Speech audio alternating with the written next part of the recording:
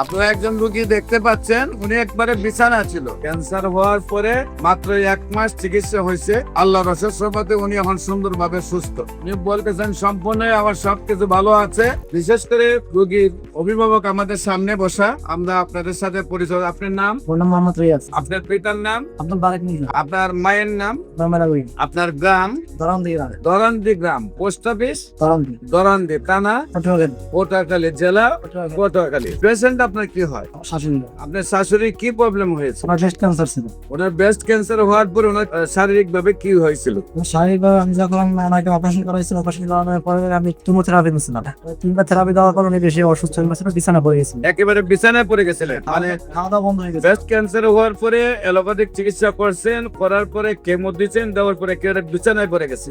একেবারে বিছানায়। বিছানায় খাওয়া দাওয়া কেমন চলতো? খাওয়া দাওয়া বন্ধ হয়ে গেছে। খাওয়া দাওয়া বন্ধ হয়ে গেছে। তারপর আমার বমি ছিল, মাথা ঘুরনি ছিল, ঘুমে ছিল, মাথা ধরা ছিল। উনি সবকিছুতে মানে বলতে যে গন্ধ আসে। মানে জীবন ওই জিনিস একটা মানুষের যখন দাঁড়াইলেও বলতে গন্ধ আসে। তো ওখান থেকে আল্লাহ এখন সুস্থ হচ্ছে। এখন কি অবস্থা? এখন উনি পুরো হয়ে আলহামদুলিল্লাহ সুস্থ। কয় মাস চিকিৎসা হয়েছে? 1 মাস।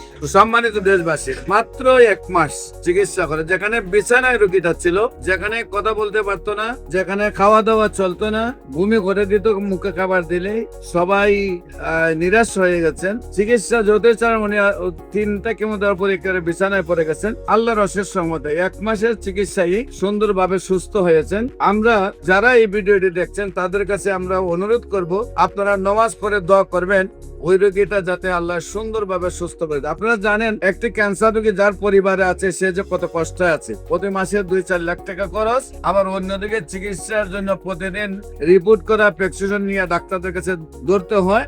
আবার অন্যদিকে রোগীটা এক সময় মারা যায়।